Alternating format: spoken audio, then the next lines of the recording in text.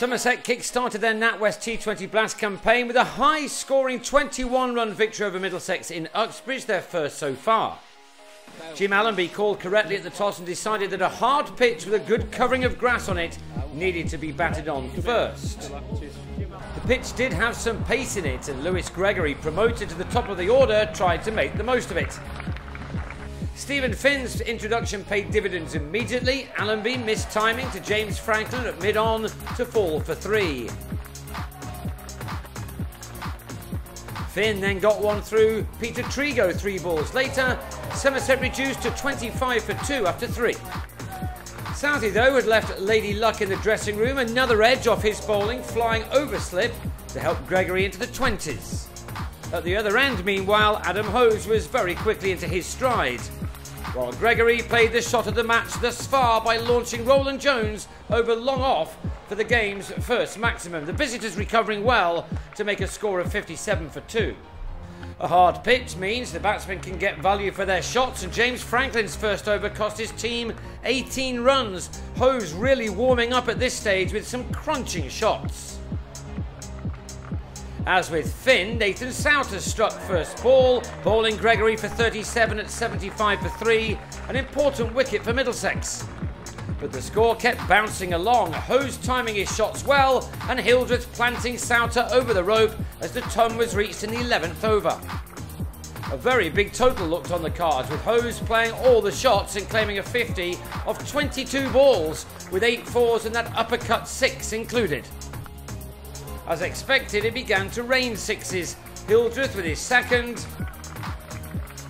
But as he tried to go big again in the same over, he was brilliantly caught by the bowler Souter. An extraordinary catch, really, which brought an end to Hildreth's explosive innings, which brought him 38 runs in only 19 deliveries.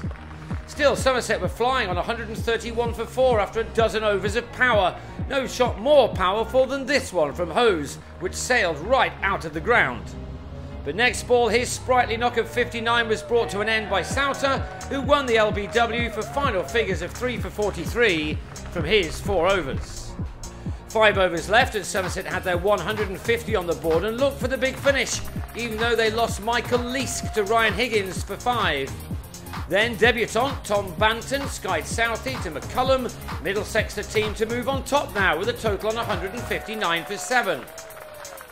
Craig Overton was then held in the deep but offered no ball, and it was costly, as in the next over he sent Southey into the distance. However, he lost Roland van der Merwe at the other end, Higgins with the smart catch.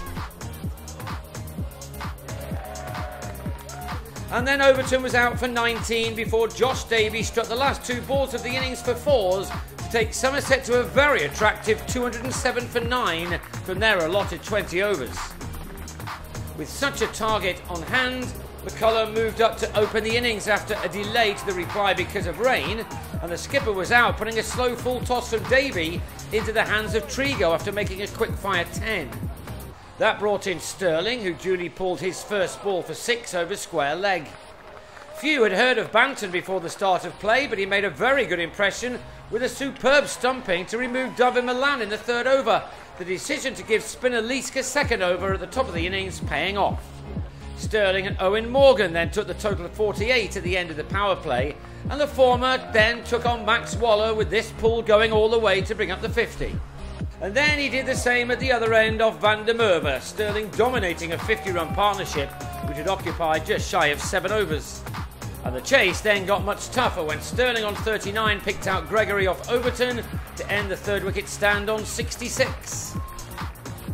It left a lot for Middlesex to do. Franklin laid into Waller,